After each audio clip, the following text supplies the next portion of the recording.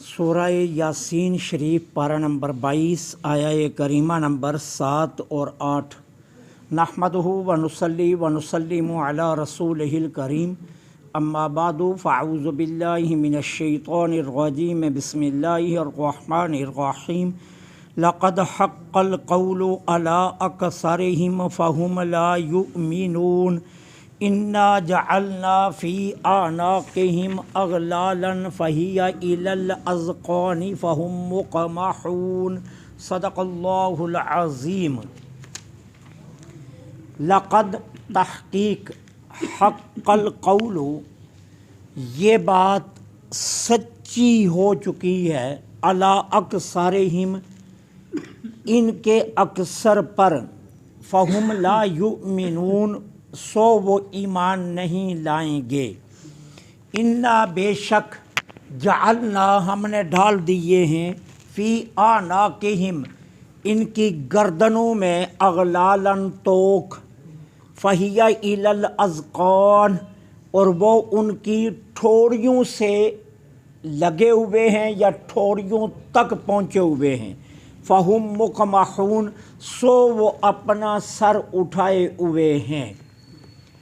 اللہ جل سبحانہ و تعالی اپنے محبوب کریم علیہ الصلاۃ والسلام کو تسلی اور تشفی عطا فرما رہے کہ محبوب، جن لوگوں کی طرف آپ کو مبعوث فرمایا گیا اور آپ کو نذیر بنا کر بھیجا گیا، ڈرانے والا، اور یہ قرآن کریم جن کی طرف نازل کیا گیا، انہیں خواب غفلت سے بیدار کرنے کے لیے، یہ اپنی ضد، عناد، ہٹ درمی اور سرکشی کی وجہ سے حق کو قبول نہیں کریں گے۔ اس قدر یہ ہٹ درم ہیں کہ ان کی حالت یہ ہے کہ اب کوئی واعظ واز کرے اور کوئی پند اور کوئی موعظت ان پر اثر نہیں کرے گی۔ کیوں؟ کہ جہاں عناد ہو، جہاں ضد ہو، جہاں ہٹ درمی ہو اور جہاں سرکشی ہو، وہاں قبول حق کے لیے دھیان ہی نہیں دیا جاتا۔ اور یہ اتنے سرکش ہو چکے ہیں کہ اب آپ کی موعظت کے باوجود یہ نصیحت کو قبول نہیں کریں گے۔ اب لقد حق القول، قول حق ہو چکا ہے ان پر۔ اس کا مطلب کیا ہے؟ اے وجب العذاب علیہم، اللہ کا حکم عذاب اب ان پر واجب ہو چکا ہے۔ اللہ کو معلوم ہے کہ ان میں کافی تعداد ایسی ہے کہ جن کے متعلق دوزخ کا ایندھن بننے کا فیصلہ ہو چکا ہے، لہٰذا آپ کو گھبرانے کی ضرورت نہیں ہے۔ اللہ اپنے ازلی علم سے، ازل سے جانتا ہے کہ یہ پند کو قبول نہیں کریں گے، یہ نصیحت کو قبول نہیں کریں گے اور یہ ایمان نہیں لائیں گے۔ اب ان کی حالت کو بیان کیا جا رہا ہے۔ انا جعلنا فی اعناقہم، اعناق یہ اونق کی جمع ہے، اور اونق عربی زبان میں گردن کو کہتے ہیں۔ ان کی گردنوں میں توق ہیں، یہ تشبیہ سے سمجھایا جا رہا ہے۔ ان کی گردنوں میں اغلال توق ہیں، فہی الی الاذقان اور یہ توق ان کی ٹھوڑیوں تک پہنچ چکے ہیں۔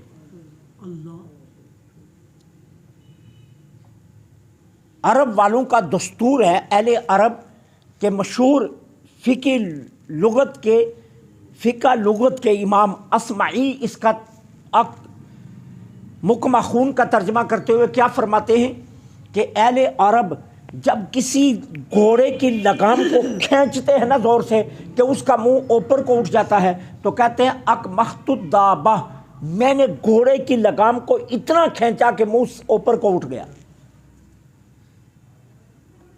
اور حضرت عبداللہ بن یحییٰ فرماتے ہیں جب ہم نے حضرت علی کرم اللہ وجہ الکریم سے اس کا مک مخون کا ترجمہ پوچھا نا، تو آپ نے باقاعدہ عملاً ہمیں بتایا کیا، آپ نے دونوں ہاتھ ٹھوڑی کے نیچے رکھے اور ٹھوڑی کو اوپر کر دیا، اور فرمایا مک مخون کا مطلب یہ ہوتا ہے کہ ان کی گردنیں اوپر کو ہیں، نہ دائیں مڑ سکتی ہیں نہ بائیں مڑ سکتی ہیں اور نہ نیچے کو آ سکتی ہیں۔ اب آپ خود ذرا اس مثال کو سمجھیے کہ جب ایک انسان کی گردن اوپر کو ہو، نہ دائیں مڑ سکتی ہو نہ بائیں مڑ سکتی ہو اور نہ نیچے کو، تو پھر وہ نہ حصی راستہ دیکھ سکتا ہے نہ ظاہری راستہ دیکھ سکتا ہے۔ اس کے پاؤں کے نیچے اگر کنواں یا گڑھا بھی آ جائے تو وہ اسے نظر نہیں آئے گا، کیونکہ گردن جو اوپر ہے۔ اب جب گردن اوپر ہے تو پھر اس کو کوئی راستہ نظر نہیں آئے گا۔ محبوب یہی حال ان کا ہے کہ قرآن ان کے پاس آپ پڑھیں بھی، لیکن اکڑ سے، اناد سے، ہٹ درمی سے گردنیں اتنی اونچی کر دی گئی ہیں کہ کسی سمت مڑ نہیں سکتی، اور اب یہ حق کو قبول نہیں کریں گے۔ اور اس آیہ کریمہ کا اگر آپ شان نزول دیکھیں نا، وہ بھی بڑا باکمال ہے۔ ابو جہل اپنے دو مخزومی ساتھیوں کے ساتھ بیٹھا ہوا تھا، اور کہتا کیا ہے؟ کہتا ہے کہ اگر میں نے محمد صلی اللہ علیہ وسلم کو دیکھا نماز پڑھتے ہوئے تو میں ان کا سر چور چور کر دوں گا۔ اچھا پھر ہوا کیا؟ ایک دن یہ دونوں مخزومی اس کے ساتھ تھے تو دیکھتا ہے کہ حضور حرم میں نماز پڑھ رہے ہیں۔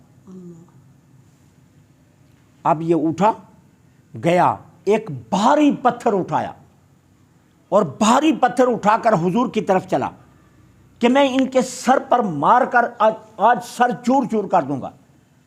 جب حضور کے قریب گیا اور پتھر پھینکنے لگا تو اس کا ہاتھ گردن سے چمٹ گیا اور پتھر ہاتھ سے چمٹ گیا۔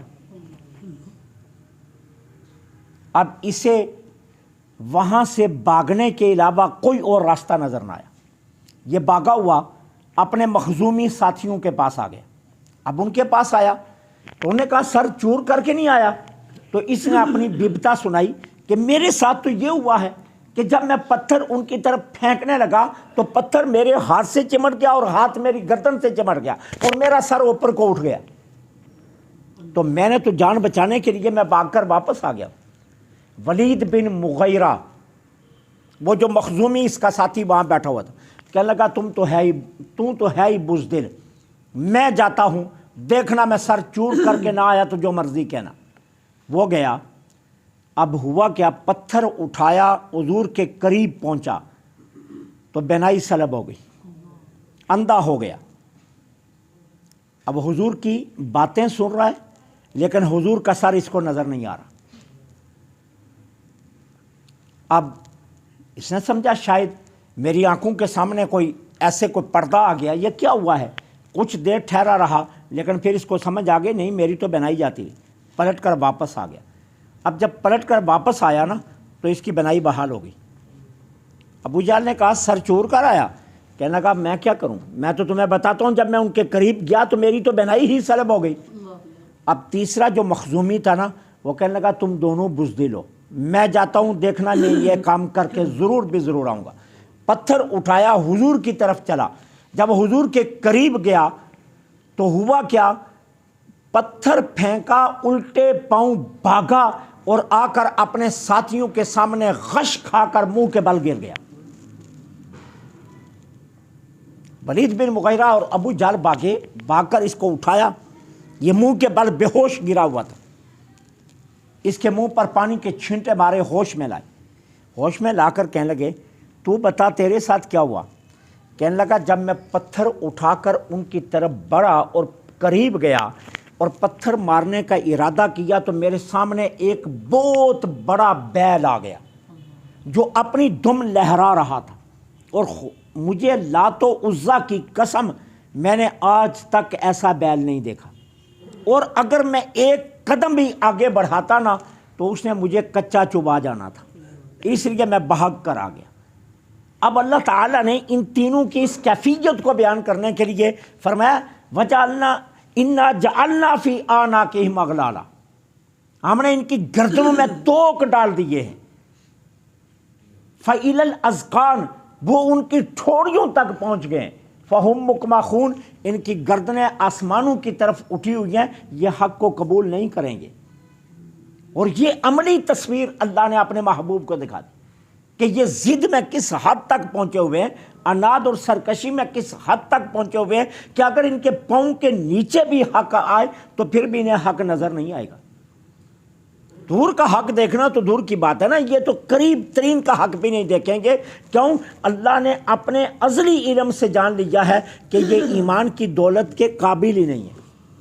میں اس لیے کہا کرتا ہوں شکر پڑا کرو کہ ہم مسلمان ہیں، اللہ کا ہر لمحے شکر ادا کیا کرو کہ ہم مسلمان ہیں، ضد اور عناد سے بچے ہوئے ہیں، ورنہ اگر ضد اور عناد آ جائے تو اللہ ہدایت کی دولتیں چھین لیتا ہے، اور پھر ہدایت کی دولتیں چھن جائیں تو پھر کوئی چیز انسان پر اثر ہی نہیں کرتی، کوئی پند کوئی موضعت انسان پر اثر نہیں کرتی۔ تو کہا محبوب آپ گھبرائیے نہیں، اللہ نے کہ علم ازلی میں یہ بات موجود ہے کہ یہ ہدایت کے قابل نہیں ہے۔ اگر آپ کی پند اور آپ کی موضعت پر یہ نصیحت قبول نہیں کرتے تو اللہ کو پہلے سے پتہ ہے کہ یہ قبول کرنے والے نہیں ہیں۔ اللہ سے دعا ہے